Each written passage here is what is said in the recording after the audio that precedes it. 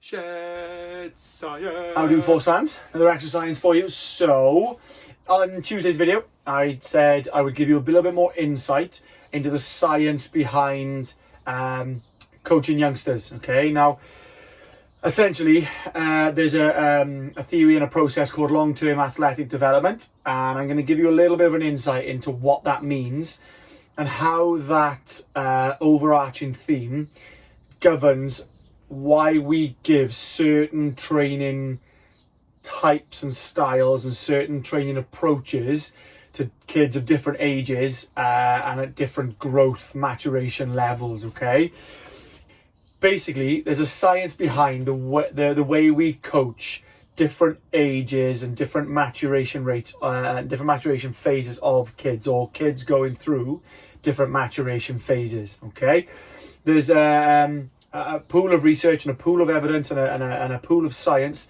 that dictates the stimulus that we apply, and it dictates when we should be looking to apply that, or a rough idea of when. So I'm going to go into kind of a guide and some examples of why we give certain age group children, or certain children at certain phases of maturation, certain types of training. Okay, it all comes down to the aim of strength and conditioning. So what is the aim of strength and conditioning? Well, the aim is to develop more capable but also more resilient and more robust athletes, regardless of age. Now, just general strength and conditioning. We're trying to make everybody who we coach more capable at something, whether it be a sport or whether it be daily life, and we're trying to make them more resilient and more robust. So essentially, we're trying to stop them getting injured as often, and we're trying to make them withstand the rigors of performance or training or exercise or whatever it might be. Now, the aim of youth strength and conditioning is exactly the same. We're trying to make more capable, more resilient, more robust youth athletes. Okay, it doesn't change the overarching aim, but depending on age group or youngster or adult, the aim is still the same: more capable, more resilient, more robust athletes. Okay, the difference comes in the application of strength and conditioning when we're dealing with youngsters. Now, youngsters are constantly evolving and developing and maturing physically and mentally, but it's the physical more so that we're interested in. They're constantly developing from the moment they're born till they reach adulthood and full-grown, fully matured state. They're constantly evolving day by day, month by month, year by year. Now, this causes a little bit of a problem for us as strength and conditioning coaches, because some stimuluses, some application of something that will drive a change can actually fall on deaf ears, and it can be cannot be received very well because the body's not receptive to that particular stimulus at that particular time. Okay, because a child is constantly adapting and constantly evolving and growing and maturing, their body is looking to do certain procedures at certain times, almost like a checklist for maturation, a checklist for maturing. They're trying to develop layers of maturity to allow them to reach adulthood fully capable of doing what adults need to do. Now, from an evolution standpoint, that's reproduce and fight a tiger. All right, we need to be able to hunt and draw in food. Not so much hunt anymore, you can order it to your door with Uber Eats. But we need to be able to mature to a fully grown adult to do what it is that evolution is driving us to do. Now, because of that constant changing internal environment that is a youth athlete, the application of certain stimuli can sometimes be incorrect at that time, because the body's just not receptive to it. It's just not ready to enhance those physical qualities at that time. Okay, now what do I mean by that? Well, I'm going to use some examples of when science tells us we should be applying certain stimuli, so that you get an idea of what I'm trying to say in terms of the maturation phases and the receptiveness of stimuli. Okay, I've broken it down into three key phases. Okay, you've got pre-puberty, you've got during puberty, and the max rate of maturation, and then you've got post-puberty, which is kind of you're still a maturing state, but it's a much slower state than probably the first two, okay? So pre-puberty is your younger ages and is typically from 0 up until, depending on boys and girls, 10 to 13 years old, okay? Again, that's a ballpark figure. Some can mature earlier, some can mature later. And again, that throws a huge spanner in the works, is the actual time. But pre-puberty, your younger children, your infancy, okay? Now, the biggest driver and in the stimulus that we select is the nervous system here. And the fact that at this point, kids are still learning how to move and how to complete tasks, physical tasks, and how to organize and coordinate their bodies, okay? So at this point, their body is very receptive to learning new skills. Now, again, I mentioned this in the previous video. You look at a school-age child, a primary school child, they will learn a hell of a lot more quickly and a hell of a lot more efficiently than a late teen or an adult. It's because their body is quite literally searching for information to absorb. Now, that follows a similar pattern physically. Their nervous system is constantly adapting and constantly evolving at a very rapid rate in that pre-puberty age. And it's looking to learn new skills and new movements. It's looking for new programs to enter into its database, into its brain, so that it can reproduce those programs to achieve success at tasks, again, later on down the line. So the perfect thing to do at that point is to teach the child the skill of correct movement under some resistance, so that skill learning is hammered home and really imprinted into the brain. So what it is advised to do is to teach children the skill of strength, but also the skill of rapid muscular and limb control. So what we tend to do is teach children plyometric, ballistic and strength exercises, those types of training, because their brain wants to learn those skills. They're all highly neural and highly nervous system focused, and they require a massive output from the neuromuscular system to complete those tasks, which is perfect because that's what the body wants to do. It wants to figure out how to get its nervous system and its muscles talking to coordinate its limbs and complete a task. So we apply those stimuli, strength, plyometric, some power, some ballistic stuff, because the body is hugely receptive to that type of movement and that type of skill. Now, we're not going to get a youngster going for a 1RM, okay? It's not typical strength work. It's learning the skill of producing force efficiently, okay? It's the other side of strength that allows us to be strong, okay?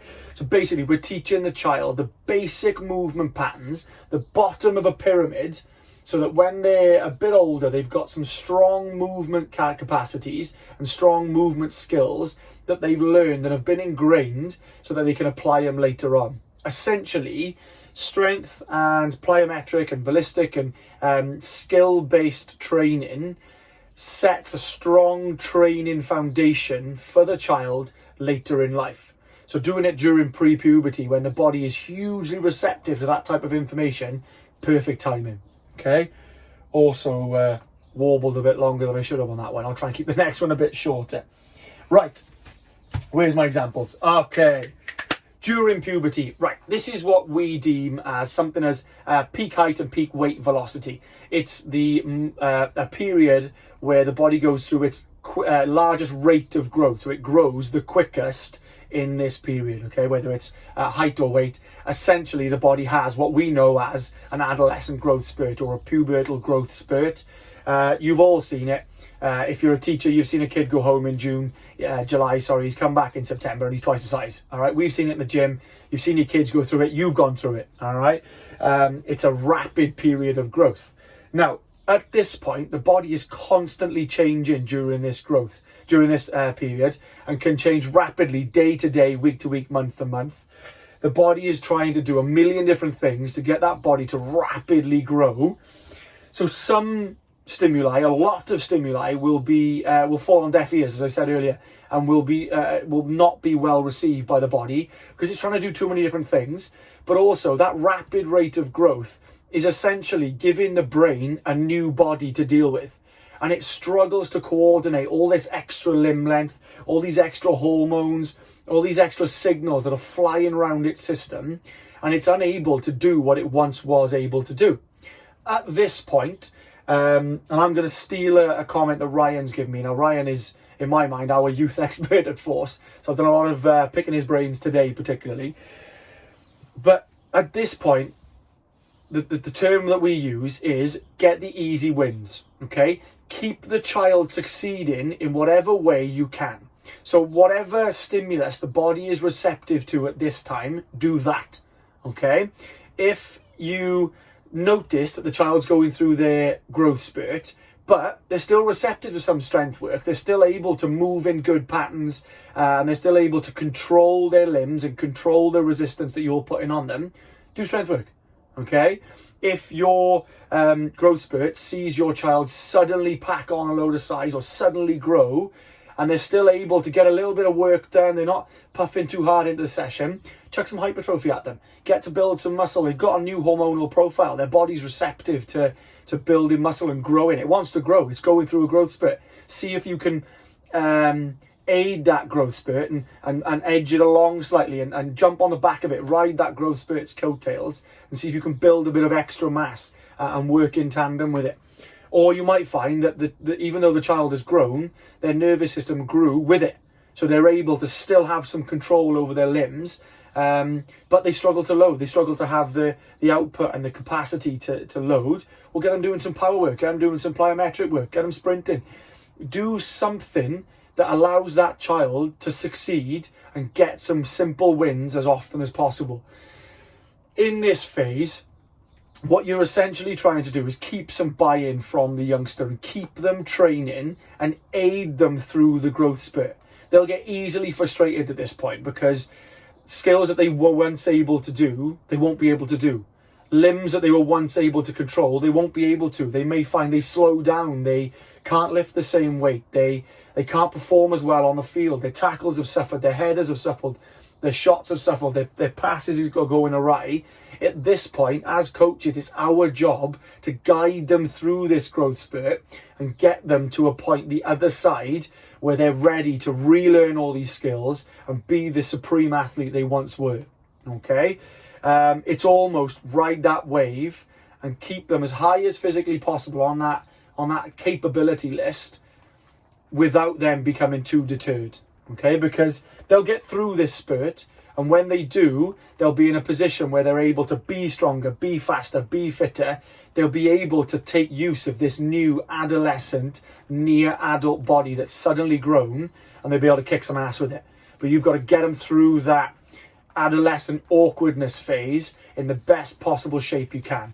Get your wins where you can, get what you can done to the best of your ability, keep that athlete training. All right?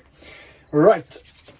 Post-puberty. Now, this is the big one because the body now is capable of a hell of a lot more just by being itself, okay?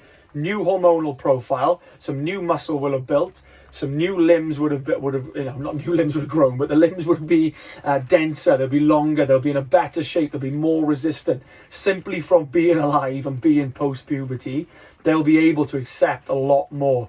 So you can start throwing a lot more at the athlete. However, they've just come out of that adolescent awkwardness phase. So they're still learning how to control this new limb length and this new muscle mass and this new weight, this new height, these new neural pathways. So what we've got to do is almost revisit the skills we learned in the pre-puberty phase and reassociate those and implement those movement strategies and those movement skills and relearn that motor control, so that the athlete can now reapply themselves with this new body. Because essentially that's what it is. It's the caterpillar to the butterfly. There's a new body, but it's still the same still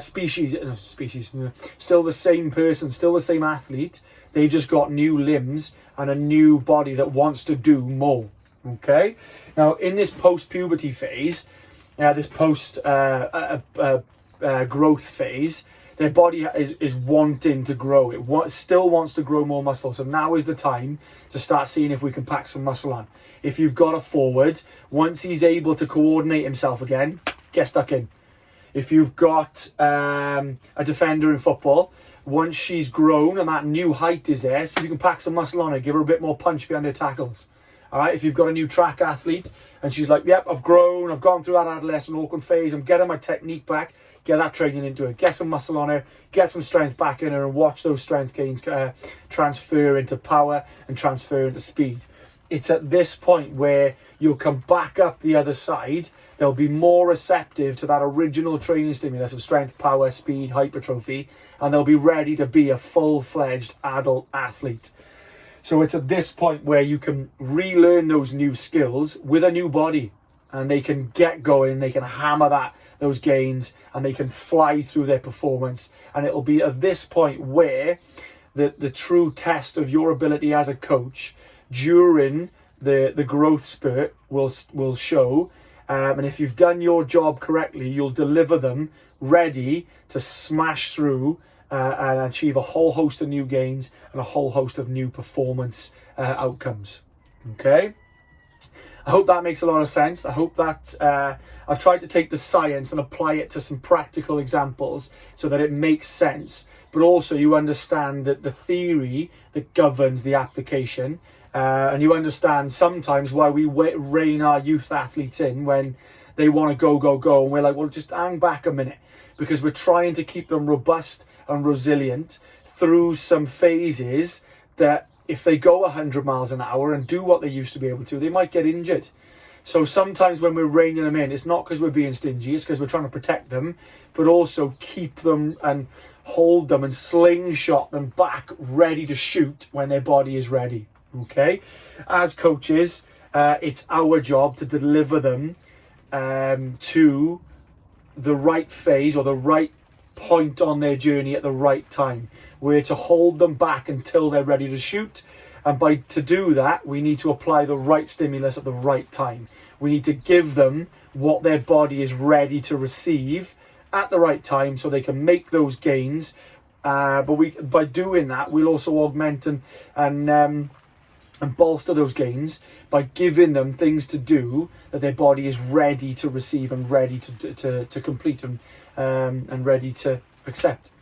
Essentially, if we give them the right stimulus at the right time, they'll not only benefit from natural growth, but they'll benefit from enhanced capacities, capabilities, abilities, and they'll have these ready to apply to their sport. Okay, hope that all makes sense, guys. If you've got any questions, ask me or ask Ryan, because this is kind of his field of expertise. So if you've got any questions, either come to me or go ask Ryan. Maybe I'll do some more youth stuff and I'll get him involved on one of these. Other than that, guys, happy shedding, enjoy, and I'll see you soon.